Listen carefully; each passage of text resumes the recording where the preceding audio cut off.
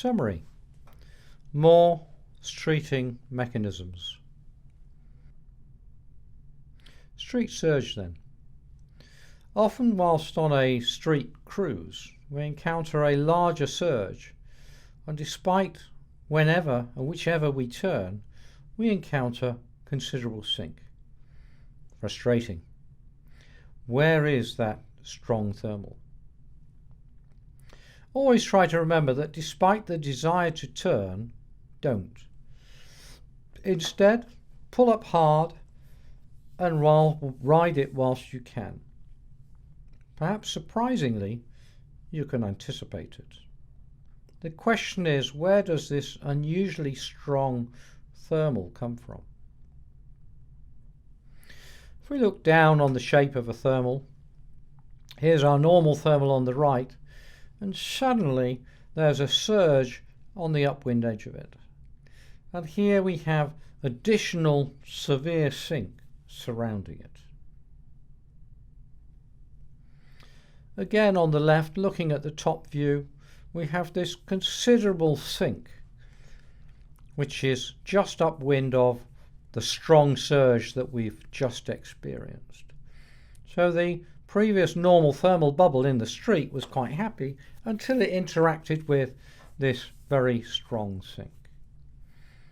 So a taller decaying cloud on the street causing a strong sinkhole on the street line, but the thermal is not destroyed. The vortex motion distorts, and rising air is reinforced by the strong temperature difference, giving a strong but rarely usable, i.e. to turn, local surge.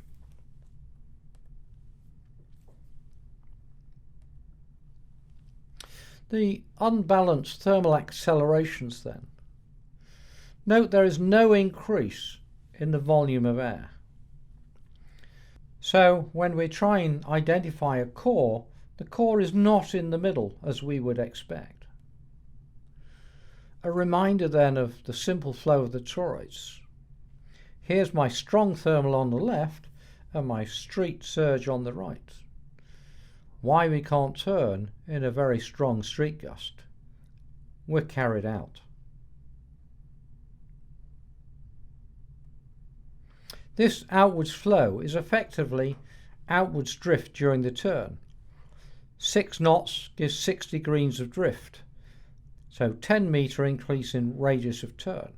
10 knots gives 10 degrees of drift, so a 20 metre radius increase. The two-dimensional continuous loop gyro. Here's my thermal vortex, the bubble, and the toroidal vortex rigidity. Buoyancy is the upward driving force resisted by aerodynamic drag, what we would know on the glider as zero lift drag. However, strong sink causes an acceleration of that part of our gyro, but only that part. So it's a very small area that is covered by the acceleration. If we map it out like this then, here's the thermal distribution over the same width of 200 meters. There's no increase in the volume of air. And at the moment, on the left here, this sink slug is going to come down and basically it's going to whip the thermal. In one part, like a whip on a spinning top, and in two, there's a temperature differential. Down it comes, and this accelerates that part of the rotating vortex. As a result then, we get an increase in lift towards that part of it. So very briefly, it feels like the central core is over here. The right-hand side of the vortex is currently unaffected. And so the shape of the thermal plot is rather like this. If we try to turn, you can see that on the left there, we're in the considerable downward flow of the sink slug. So here's my glider turn radius in our normal thermal. Here comes the sink, distorts the thermal. We may well try and recenter on that core, and of course we end up losing a considerable amount of height.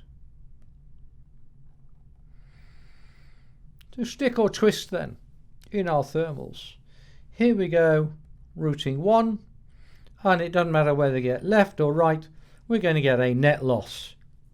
Not really what we're trying to do. We might consider that we could do that for the perfect entry, but the radius of turn is unlikely to be low enough to stay within the core.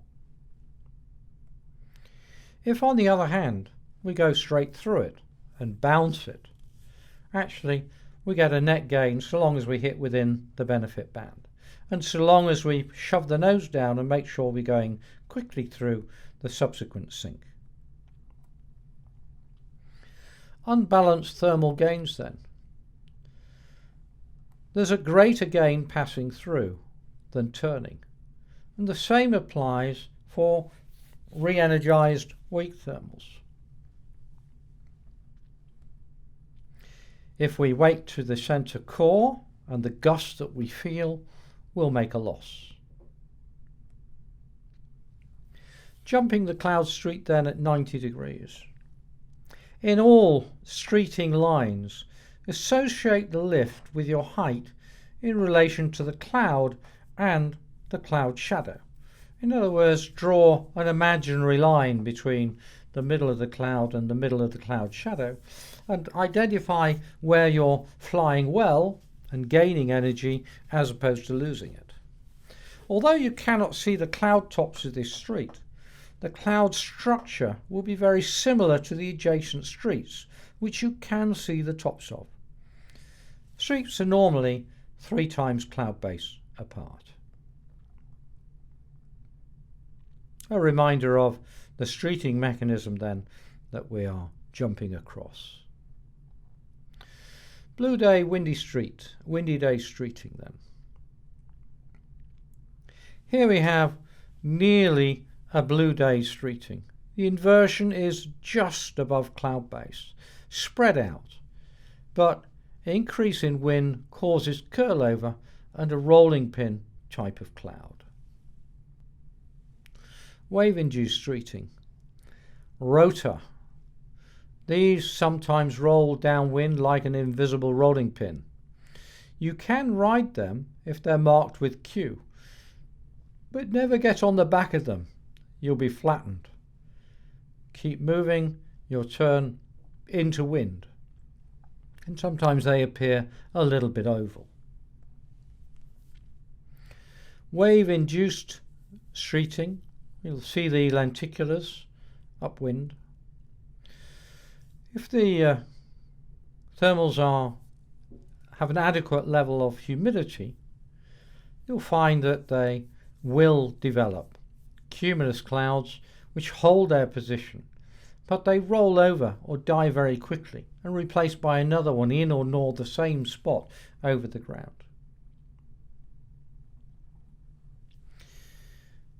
Wave-induced streeting.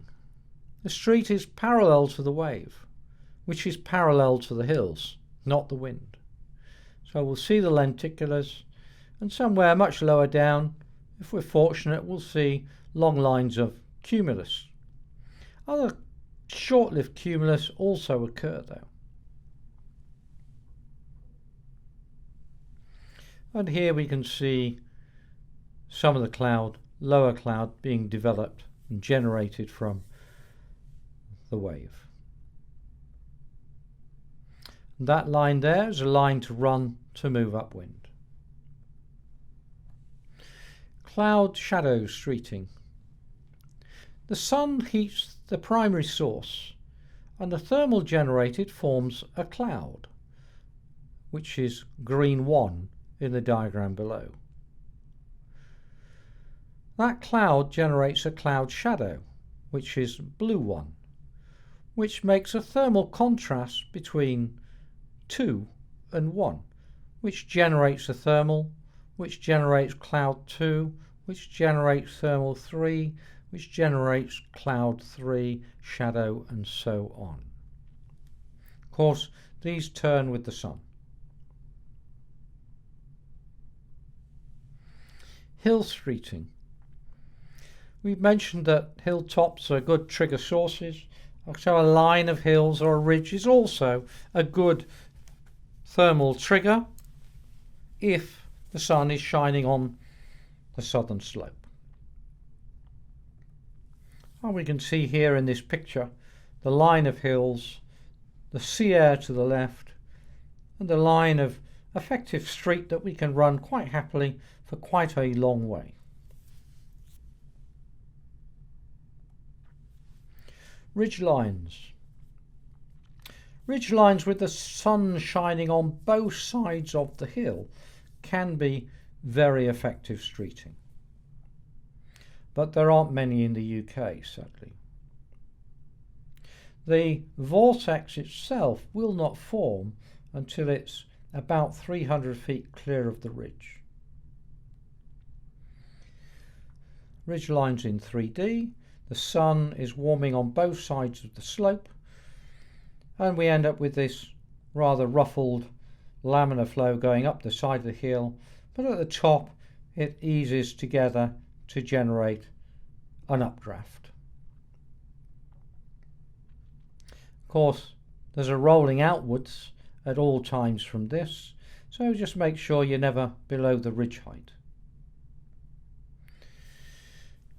Running along the ridge, then the actual little peaks or solid rock surfaces will show as the hotspots to trigger the main thermal sources and produce the vortices that we can then climb in to a much higher height.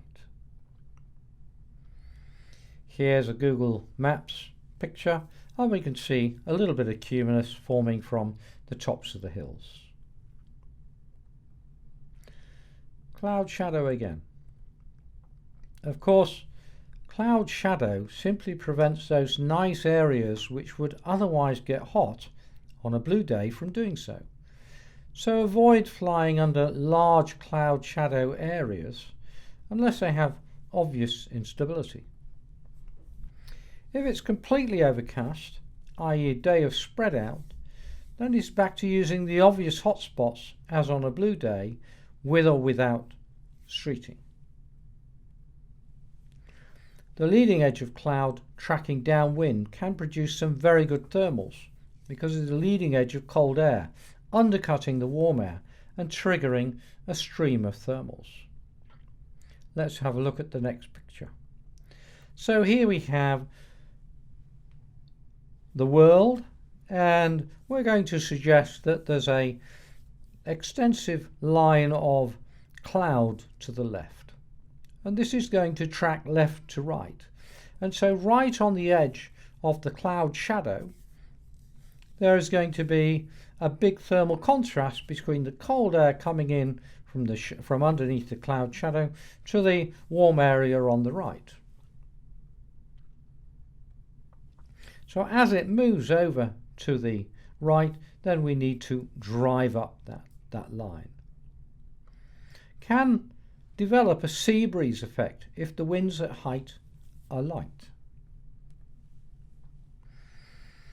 Convergence thermals, ignoring the convergence of wind around hills for the moment.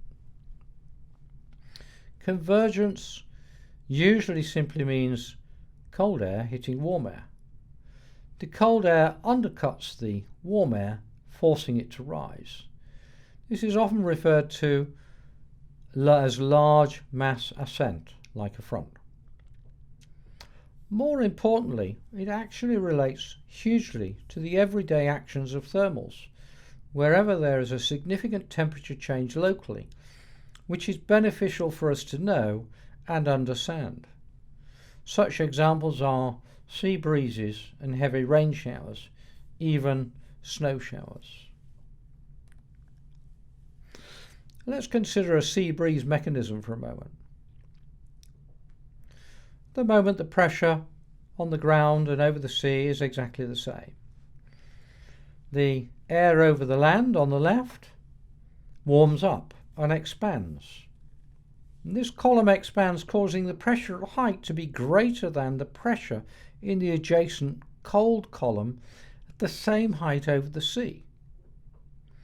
This causes an outflow at height from high pressure to low pressure. So from 920 millibars to 900, there's going to be an outflow.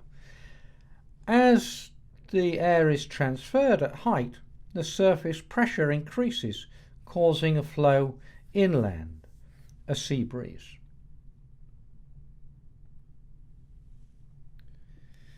So here we have our sea breeze, increased outflow at height, sea breeze is brought in at the lower heights.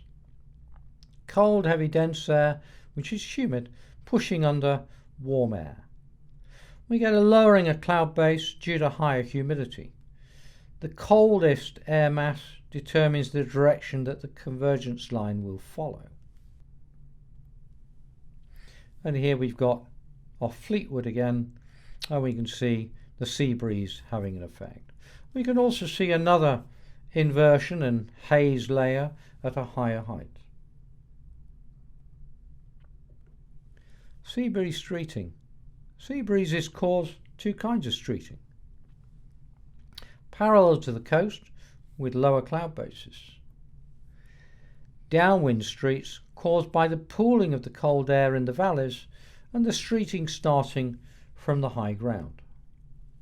The streeting continues inland for as far as the hills and sea breeze can influence it.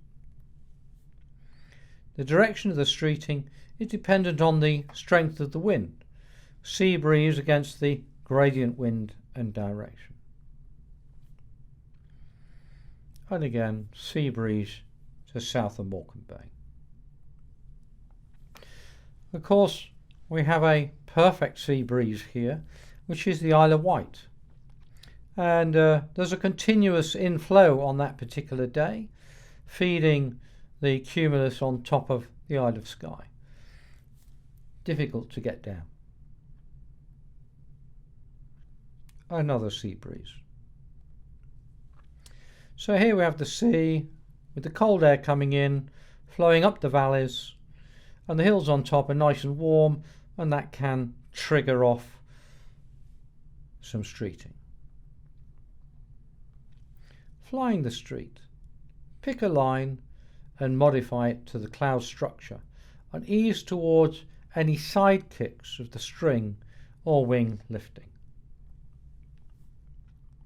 Summary, which was more streeting mechanisms.